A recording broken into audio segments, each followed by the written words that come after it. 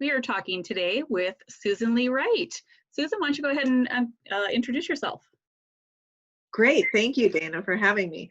Yes, I'm Susan Lee-Wright, and I'm the owner and CEO of Perfect Day Ceremonies and Affordable I-Dos. We are wedding officiants that are professional ordained ministers. We do ceremonies for all types of people, all sizes of weddings, whether you want something spiritual or something civil or maybe something in between. We're here to help you customize your perfect day. Fabulous. Well, I know we at Keyed Up Events always enjoy working with you and your team, so I thought you'd be a great person to talk about this video here for couples who are looking to hire a professional officiant or wondering why they should. So yeah, let's get started. So obviously, the first question is, what is the benefit of having a professional officiant perform your wedding ceremony? I'm glad you asked that, because I do get that a lot, and there are a lot of options out there that you can go to. The most popular one these days being friends and family. Mm-hmm. But the real benefit of having a professional officiate your wedding is first and foremost experience. Mm-hmm. I've been doing weddings for over 15 years, and my team as well. So we not only have been doing weddings for many years, but we do several weddings a year. So we've seen a lot of different circumstances and a lot of things that can go wrong or blow up, or any little thing that can really kind of take you off track. So as professionals, we are really trained to stay on track and to roll with it and to incorporate the little faux pas into a more unique and fun ceremony without getting rattled and without letting it, just derail the whole thing. I think another one is the professionalism and the ability to manage your wedding party, which at times can be really unruly. Mm-hmm. Yes. They're there to have fun, right? But sometimes their fun creates frustrations for the couple mm-hmm. and the couple's parents and things like that. So it's good to have a professional planner, professional officiant there, so that you've got people in charge of this group that have some authority to step on them when they need to be. That's a good way of putting it. So let me ask you this, kind of maybe in two different ways. So I feel like a lot of people feel like if they have a family or friend perform the ceremony, it's going to seem more personal or more special. So how do you, as a professional officiant, make that ceremony personal to the couple? And then also within that, how can the couple make that ceremony more personal to them for their audience, for their guests? Yeah, yes, another really great question, Dana, and I took some time to consider those questions, and I think there's a few things. First of all, when you're working with a professional officiant, it doesn't mean that you're not going to get to know that person and allow them those glimpses into your personality. So if you provide us with more details to allow us to get to know you better, to understand the unique dynamics of your relationship, we're going to be able to incorporate those little things that reflect your personalities and the uniqueness of your connection. Some of the things I like to get my couples to share with me are, an inside joke that they share, some traits that their family and friends lovingly and jokingly know them by. Like maybe they're really stubborn in certain ways, or maybe they have a huge passion for sports or cars or shopping or shoes. And then I can find ways to incorporate those little quirks and personality traits into their ceremony and always get a chuckle from the family and friends who are there to share that day with them during the ceremony. And it does really personalize it. There are other ways that I love it when couples incorporate their friends and family into the ceremony. So having them come up and do a reading or perform some special music or play another role in the ceremony. And I always welcome all those participants, because I do think that it makes it more interesting and more personal. But even if I'm the only one speaking for the ceremony because nobody really wanted to step up and do that, I can incorporate the readings. That the choice of readings makes it personal for them, writing their own personal vows to one another if they've got the wherewithal to do that, and to actually say them in front of everybody. But those help to personalize the ceremony as well. And then when it comes to unique elements of the ceremony, like the unity ceremony, I like to help couples think outside of the box. And even if we're using a tried and true unity ceremony, I'm going to try to go in and make it extra personal and special. So a tree planting ceremony, that was really popular last year. Yeah. But I liked to know, what kind of plant are you planning to do, or tree are you planning to have? And then discover what the kind of special qualities that plant or tree possessed, and then incorporate that into drawing the parallels of what this ceremony represents for the couple in their future together. Oh yeah, no, that's a really good way of putting it. And and I always feel like a lot of couples wait until the last moment to plan their ceremony, or don't give it a lot of thought. And I, I was like, no, that's why we're here. That, what you don't want really for any part of your wedding, but especially for the ceremony, is for guests to go up and sit there and after it's all done, been like, oh, that could have been for anybody. Like that clearly wasn't, John and Jane's wedding. That could have been couple X's wedding, and just insert here. So, I definitely, it's important to make it special and personal. It is. And the only way you can do that is to get to know your couple and to draw them into the planning process with me. So I ask them questions about the things that are special to them. I ask them to fill out questionnaires that tell me more about their personalities. If it's possible within the package and the budget of their wedding planning, we'll have an in-person meeting. If not, meetings like this on video chat or phone, those are all included in our packages at no extra charge. So even our most basic ceremony, we work really hard to get to know our couple and create something really special that reflects who they are. Yeah, oh, that's so great. That's so great. Because yes, and kind of rolling back to one of the reasons to have a professional officiant is, if you are having a friend or a family member who's never done a wedding before, like they might, obviously they love you and they care about you and they're a great speaker, but that doesn't mean that they know how to help you plan the ceremony at all by any means. Not by any means. Yeah. And I actually offer a package, Dana, that I know you know about, and that's where I can be a mentor and a coach and help the couple and their friend or family member who's going to officiate to write the ceremony, to make sure that we do cover all the bases and pay the proper homage where it belongs, and make sure it does stay true to the couple. And then I also go through and help to coach. If the officiant is going to be in charge of rehearsals, maybe they haven't gone through the step of hiring the most valuable person of their day, which would be the professional wedding planner. And so if they haven't got that person in as part of their package, I can help them at least know what to do and how to handle some situations and how to run a good rehearsal and organize the wedding party. Awesome. So let's say, why is it important to have a planner or a professional officiant, or, if you're at a church, the minister or whomever there, why is it important, do you think, to let somebody else run the rehearsal and not to make sure that the couple is not the one running the rehearsal? Well, the couple is there to have fun. And they're there to enjoy themselves. Yeah. And all of their friends are there to enjoy themselves too. But somebody has to be working. So I like that somebody to be working, to be someone whose job is to come in there and work.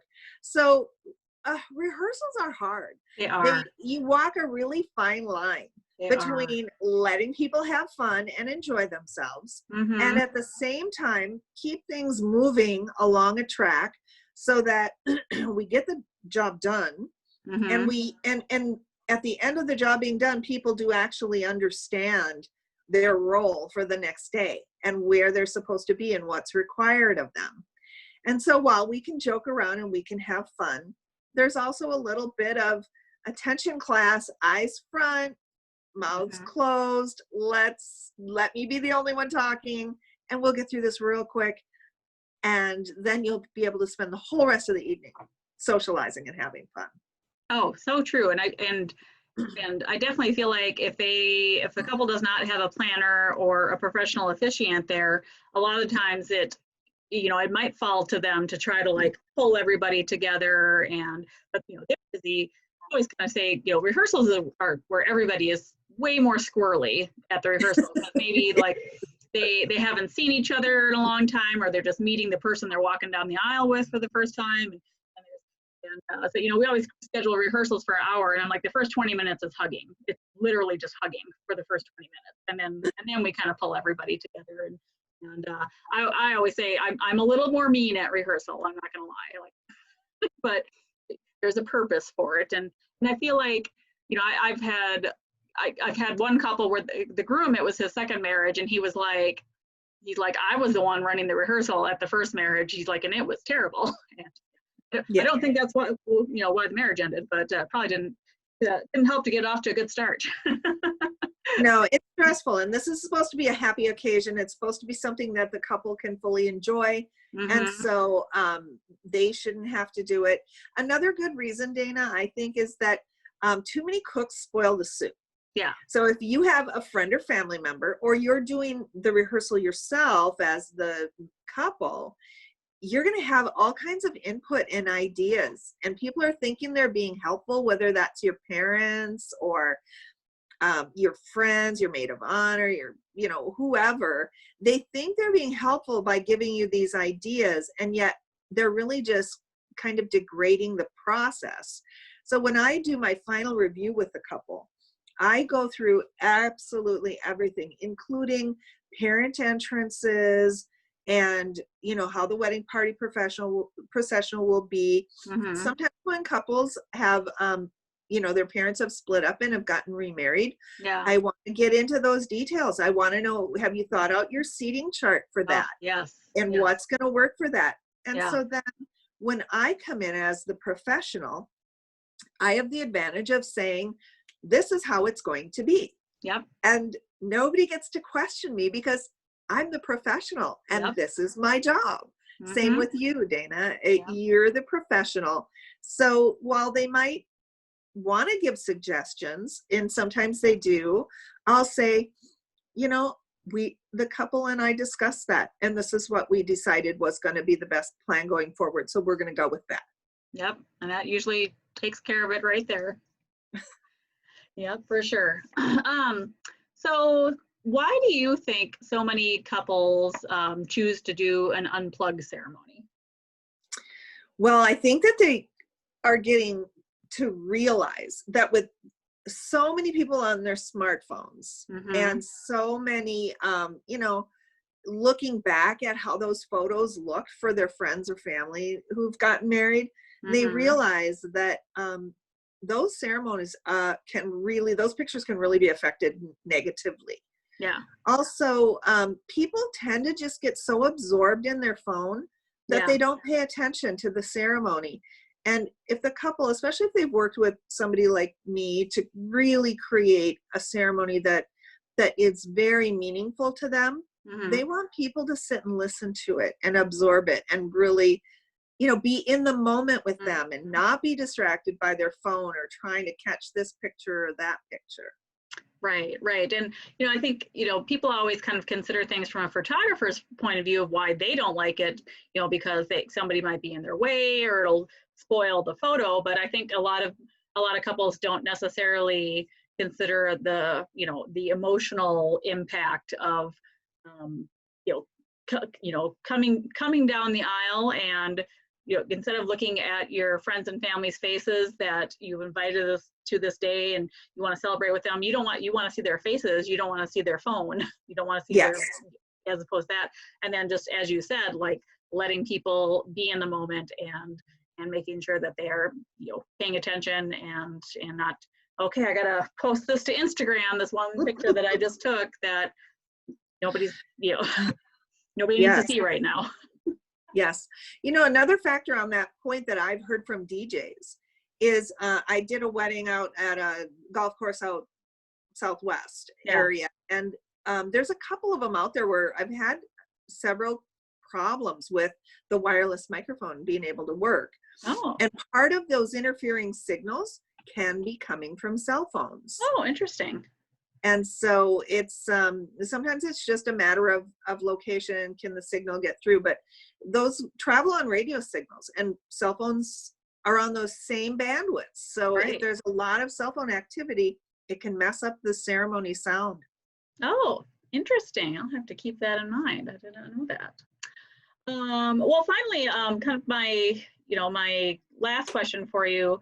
How does having, when a couple has a planner or a coordinator there, on the day of the wedding, how does that help you do your job better, or allow you to do your job better, or how do you think it affects the day? Well, I think that, as I said before, I think that a professional event planner is one of the most important members of your vendor team, because they do so much work to help keep that day organized. They lay the groundwork for the whole day to be able to go smoothly for you. And for me as the officiant, I know that they're typically also there working with me to cue the couple as to when it's time to walk down the aisle. They Right. are helping me to wrangle them together when we need to get lined up and ready to go. I can do that by myself, but it is like herding cats. And so if you've got more than one person who's who's able to do it, things go so much smoother. And Right. even if we did do a rehearsal and people think they paid attention, the next day you always get these questions.